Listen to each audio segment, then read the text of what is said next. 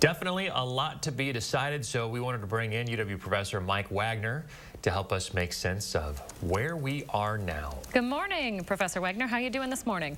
I'm tired, but let's talk. Yeah, we can relate. Okay, so we are talking 8,000 votes. It's a razor-thin margin here in Wisconsin. Yes. We're waiting specifically on Brown County, the city of Green Bay.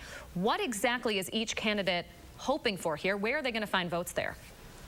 Well, I think it's not surprising that both candidates are hoping that they gain more there, right? So I mean, right now the lead is very thin for Joe Biden. I think Kenosha might also still be at least the city of, and then Green Bay are the places that, to my knowledge, we're still waiting for results for. It's an incredibly thin margin.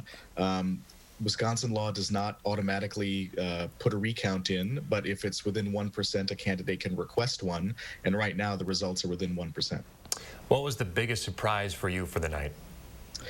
Well, so far, I would say the biggest surprise is how close the battleground states are. Really, nobody's won a state or lost a state that's been surprising. What's surprising is that Wisconsin, Michigan, Pennsylvania are all much closer than the polling seemed to indicate. And so there's a little bit of a discrepancy there. And so that's what's surprising so far. There are multiple paths for Vice President Biden. He could end up with upwards of 320 electoral votes, but President Trump could end up with 284. And so both of those numbers are winning numbers, and there's a lot of options in between as well. And so it could be a little while before we know for sure what happened. I'm curious of your thoughts on the greater Midwest, the so-called blue wall.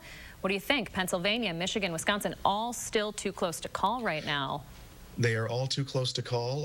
Biden has made gains from 2016 and Hillary Clinton's performance. Whether that's enough is something that we will not know until all of the votes are counted. And Wisconsin and Pennsylvania especially are states that are going to be counting more slowly. Pennsylvania especially because of the rules they have about counting early and absentee ballots there. And so it's just going to take some time, and we'll have to count all of the ballots and wait until those counts are done before we confidently declare what's happened.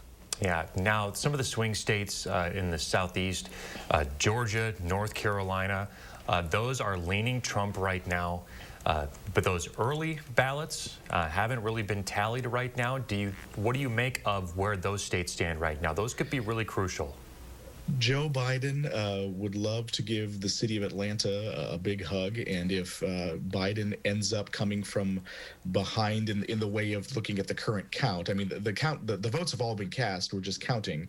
But if Biden ends up victorious in Georgia, it would be because of the counting that's still happening in Fulton County there, and it's a possibility for him to come back.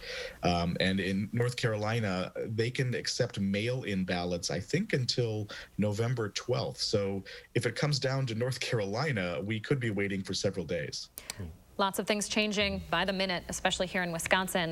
Mike, we're going to check back in with you in about half an hour. Sounds good.